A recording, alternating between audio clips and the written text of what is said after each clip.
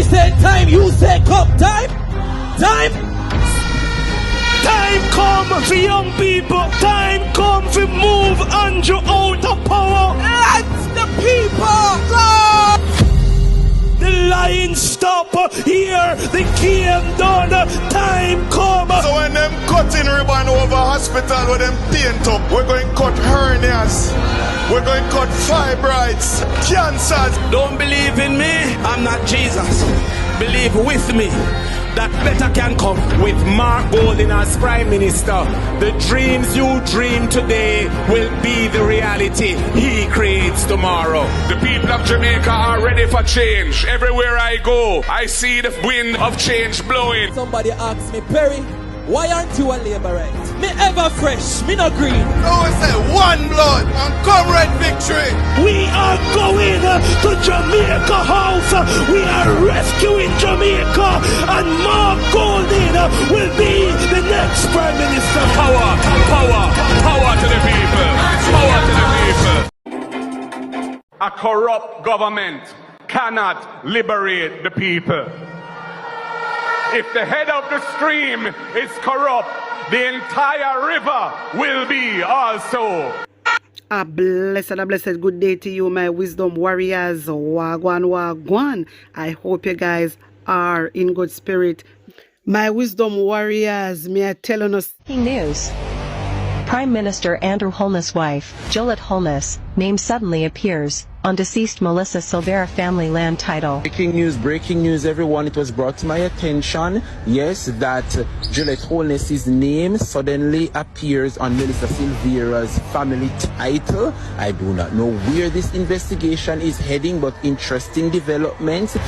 There has been ballistic private investigation, and it is now confirmed that Joel and Silvera's gun has nothing to do with the loss of his wife, Melissa Silvera. In addition, there have been a sudden twist into the case, and the UK, along with other UK dignitaries, are now investigating the matter. So breaking news, comrades, breaking news, Jamaicans.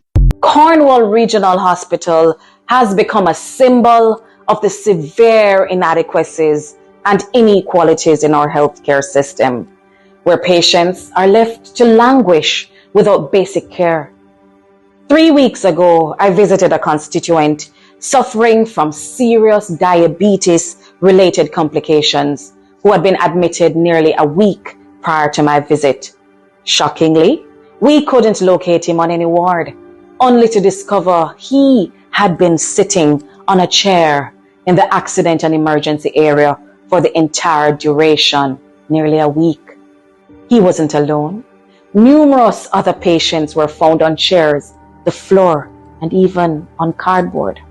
One man in severe discomfort was seen forcing his way through a hive of family members trying to see their loved ones with his urine collection bag and other medical trappings, as his back was strained from sitting for days upright on a chair, he said to me.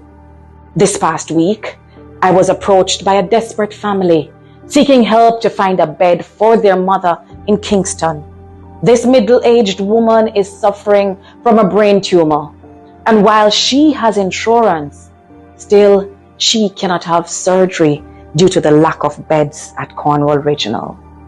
Fast forward 3 weeks after my last visit to Cornwall Regional to see about constituents, and my own father faces the same dire situation. He's a stroke victim, faced with no beds and forced to sit on a chair at Cornwall Regional Hospital. This isn't just about my family. It's about the countless Jamaicans who cannot afford private health care. I represent a constituency of proud, hard-working people, farmers, market vendors, public servants, good tax-paying Jamaicans. When they fall ill, who do they turn to? They cannot afford private care. Should they have to beg for a bed when they're sick? Should they play Russian roulette with their lives? Are we comfortable with the glaring inequality in our healthcare system? Can we confidently say that today for me, tomorrow for you won't apply to us tomorrow or today? Over the past week and a half, people from across Jamaica have been sending me voice notes, messages, photographs, and videos documenting the appalling conditions of hospitals and healthcare facilities in their areas and the treatment their relatives have been receiving. It breaks your heart to hear of the loved ones who have died on chairs, who have been refused surgeries due to the lack of beds, equipment, or staff. The 500% cost overrun from 4 billion to 21 billion and the 7-year delay in the completion of the rehabilitation of Cornwall Regional Hospital demand immediate accountability. The government must provide transparent explanations for these overruns and delays and take swift action to expedite the completion of the hospital's rehabilitation. No Jamaican should ever have to hear no beds available, sit on a chair. It's time for urgent and comprehensive reform in our healthcare system to ensure all Jamaicans are afforded basic human dignity. This is not just a call for change, but a demand for the basic human right to health care. Time come. South St. James, I want to give you a quick update on Hurricane Beryl relief efforts. First, let me address the allocation of funds for our recovery. Initially, the government allocated $5 million to the MP for Hurricane Beryl relief. Recently, an additional $4 million has been announced, bringing the total to $9 million at the MP's disposal. There is, however, an additional $3 million that is available for constituencies that are severely affected by the hurricane. Given the scale of destruction to our farms, our homes, and economy, I think South St. James qualifies for this additional $3 million. This would make $12 million available to us. This, however, requires proactive and compassionate leadership to compile the necessary data and submit it promptly to make the case for South St. James. Unfortunately, the level of leadership is lacking in our community that will make this case for us. With the political maneuvering that we're seeing on the ground, this will place a hindrance for the effective distribution of aid and access to resources. Let me share with you 2 examples of how politics is being prioritized over the welfare of our people in South St. James. In the first example, we see where a councillor from the PNP, who is an engineer and a long-standing contractor for the JPS, he has been working tirelessly to restore electricity in our communities following Hurricane Beryl. He's assigned by JPS. This councillor has no discretion over which community he's assigned to service. Following professional instructions from JPS, he has been ensuring power is restored to communities in South St. James. Would you believe that the senior JLP representative in South St. James intervened, claiming that the contractor was gaining political mileage from his work? As a result of that, the contractor was pulled from his assignment and reassigned to another constituency altogether. This political maneuvering has left many communities in South St. James in the dark. So the people have been denied the essential service they need because a politician was uncomfortable. In another example, we are seeing partisan distribution of relief funds. Despite the allocation of $9 million for relief efforts, we've seen little brown envelopes being passed to JLP supporters instead of prioritizing those most affected by the hurricane. This partisan distribution of funds is unjust and is detrimental to our community's recovery. We have compiled a list of constituents, irrespective of their political affiliations, who have lost their homes, their roofs, and in some cases, their livelihoods through their farms or their shops and their business places. This list we've hand-delivered to the Member of Parliament. We've also shared it with the local disaster committee in St. James.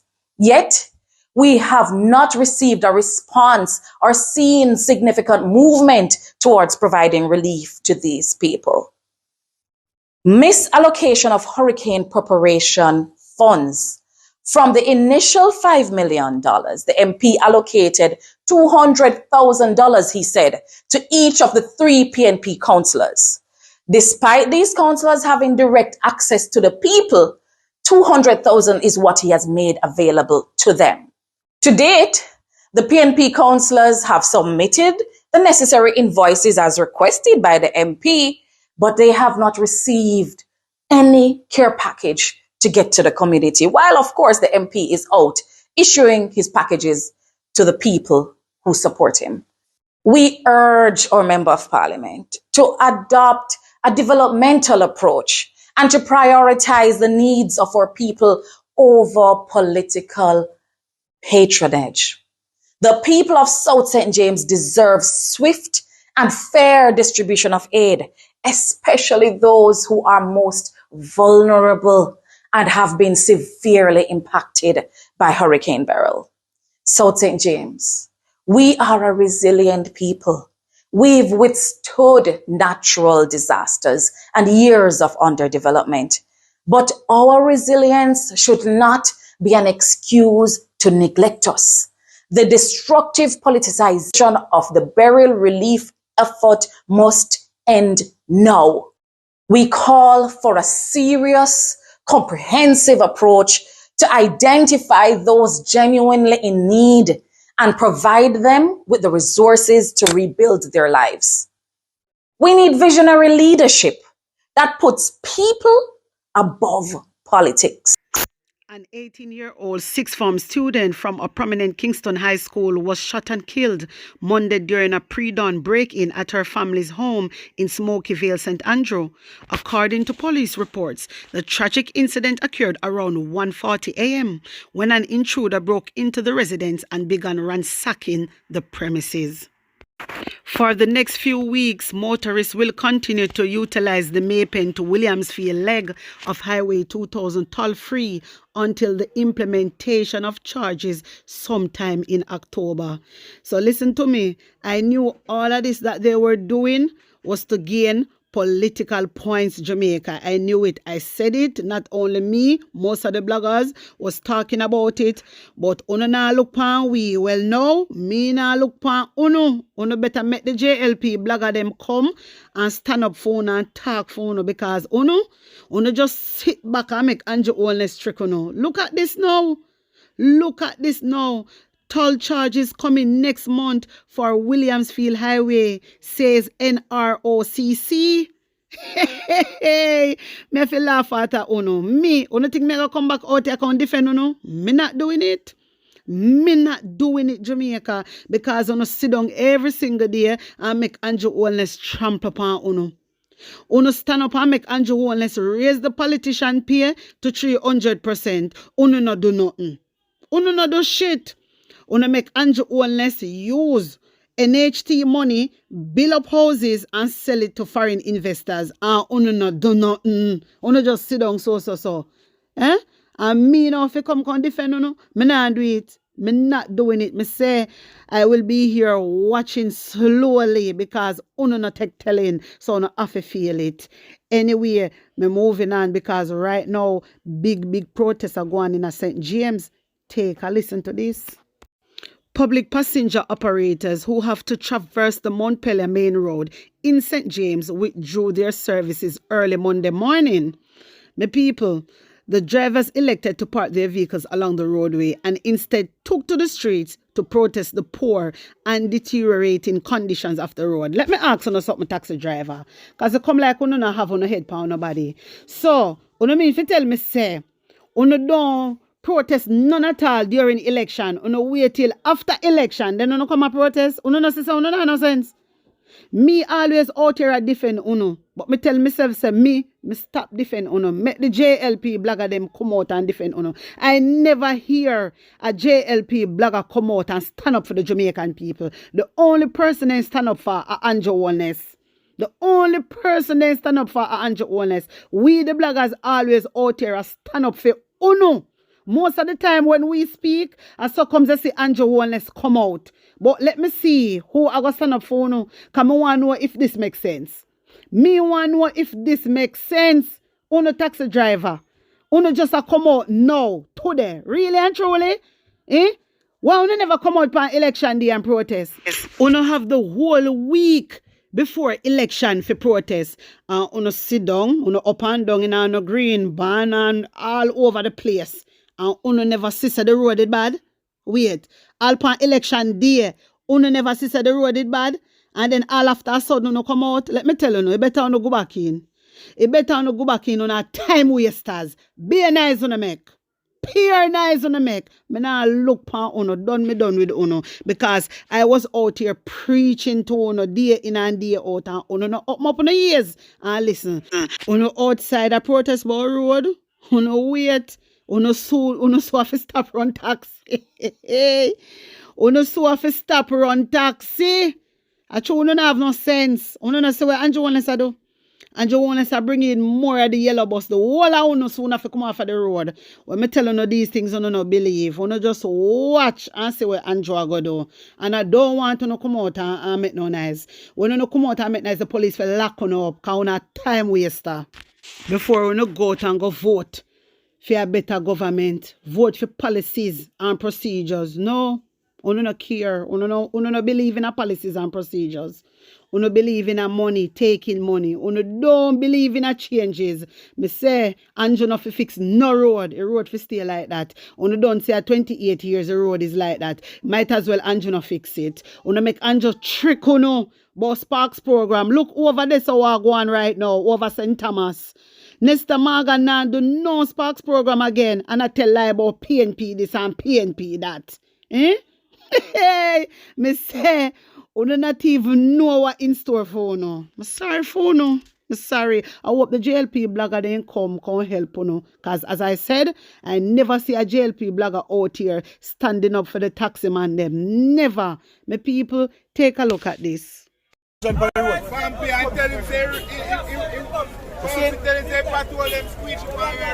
sometimes we don't even know where the patrol them come from.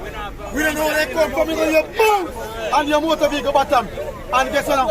As they take up one extra person, the police them charge you. And guess what? We want to take your front end pass. We can't take this from work.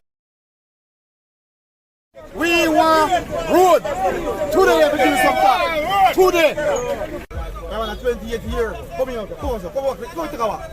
At 28 years now, in a taxi business, I'm like, worst condition of the road is my foundation for the road. I tell him, Brother, sometimes we don't even know where the patrol them come from. We don't know where they come from because you boom and your motor vehicle bottom. And guess what now? As they take up one extra person, the police them charge you. And guess what? We want to take your front end pass. We can't take this from work. We want road. My wisdom warriors, I remember when Mark Golden go and have a meeting with the taxi driver them also. Only few did turn up. I don't really say few, quite enough did came out. Yeah? And I thought the taxi man them would have vote for Mark Golden. When you look on some of the taxi driver them hand, pure green. Pure green. Me say I want Andrew Holness put on some charge for own easy. You can't stay there. Me I feel sorry for you again. Because I say Mark Golden, me to the taxi driver them. Something where I not say Andrew Holness do. Something where I not say Andrew Holness do. And none of you no believe in our policies and procedures. One is no different from Andrew Holness. My people who remember this, take a look. Today we're in the Crossroads taxi stand for reasoning with the taxi men. Opposition leader Mark Golden will be here.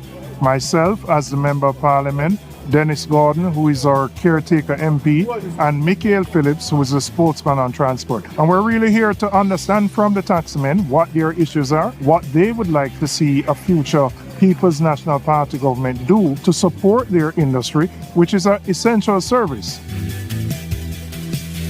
We've been going through a lot of injustice. The Road Traffic Act is being used as a weapon against us. We are hoping that out of this reasoning session, there will be some viewpoints put forward, so we are not closed to options that are being put forward. This is something that we have been carrying across the island, having consultation, because we're a listening party. It is important for us to understand what is happening out there in the industry so that we can fix the problems.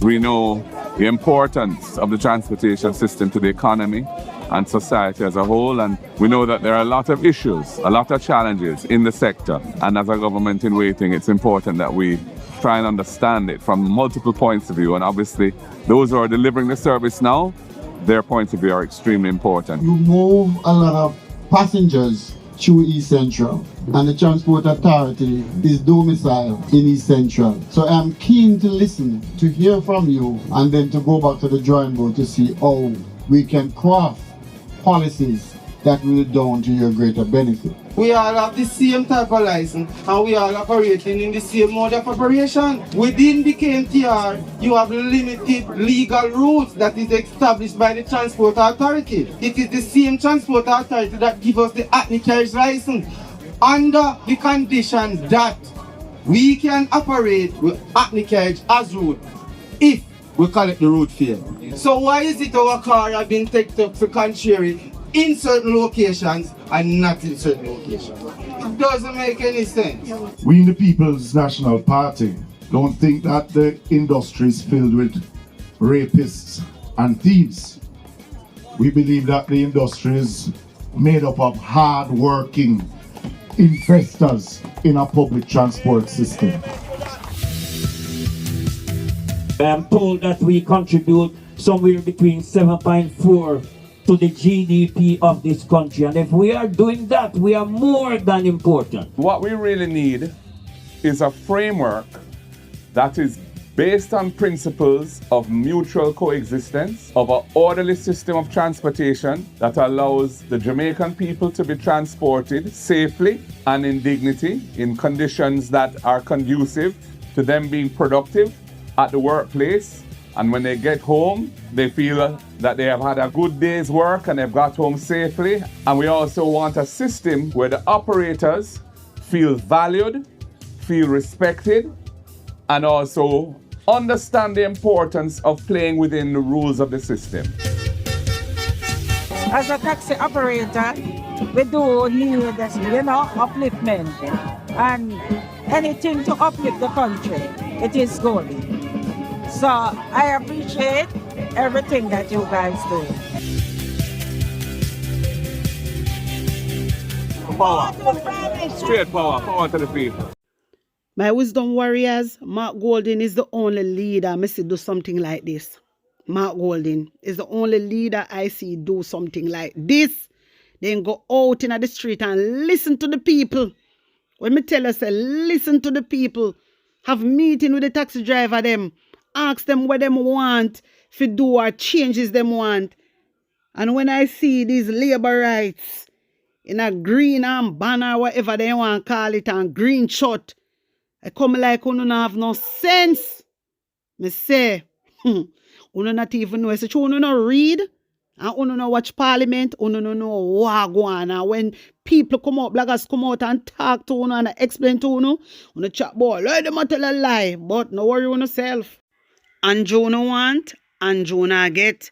Prosperity you no want, prosperity you no shall get. My wisdom warriors, yes, I'm left it. Tell me what you think, tell me how you feel about this, and put an honest opinion in the comment section. Like up the video, share it out, and subscribe to my channel. And if you're new to my channel, welcome and big up on a nice clean self. One love.